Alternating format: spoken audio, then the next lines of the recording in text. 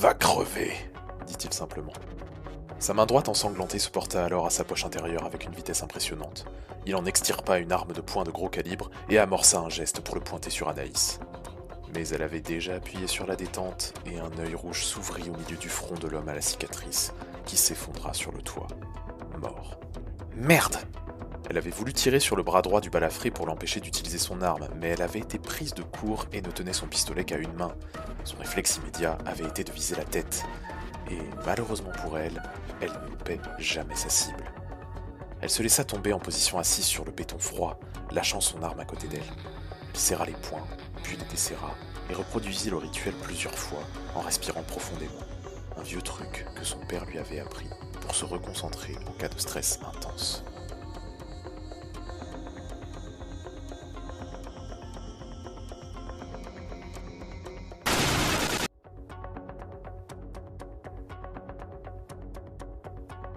L'aiguille du polygraphe émettait un son régulier, grattant sur le rouleau de papier.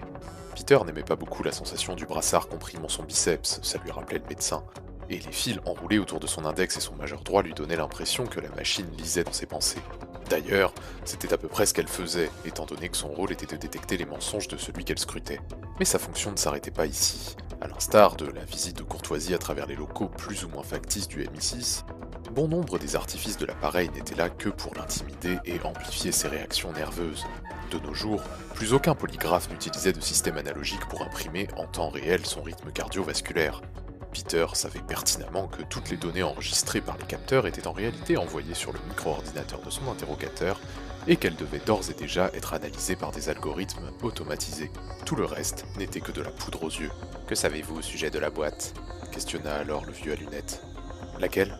C'est pas vraiment comme si je n'avais jamais vu qu'une boîte dans ma vie. » « Celle dont vous avez entendu Mademoiselle Doré parler. »« Seulement que j'ai entendu Mademoiselle Doré en parler, » répondit Peter avec un sourire. Le vieux fixa longuement l'aiguille du polygraphe, comme il le faisait à chaque question, et griffonna 2 ou 3 mots sur un carnet. Un jeu d'acteur maîtrisé à la perfection, et qui, il fallait bien l'admettre, amusait énormément Peter. Celui-ci tenta de lire les mouvements du crayon et de deviner les mots qu'il écrivait, mais la main tremblante ne l'aidait pas franchement. Tant pis. Il avait déjà vu dans le reflet de ses lunettes sales que les chiffres et courbes affichés sur l'écran de l'ordinateur n'avaient, eux, subi absolument aucune variation brusque, caractéristique du stress que peut ressentir un menteur.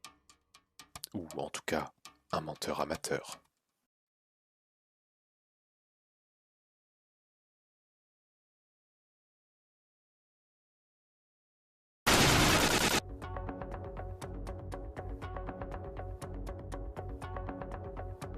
Je m'appelle Suez. Si vous tombez sur ce message, cela signifie 2 choses.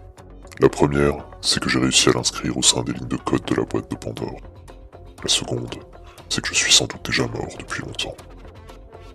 La création de la boîte de Pandore était mon idée. Une idée que je croyais visionnaire et humaniste. Une idée censée révolutionner le monde et l'accompagner dans son évolution technologique. Une idée qui aura été ma plus grande erreur.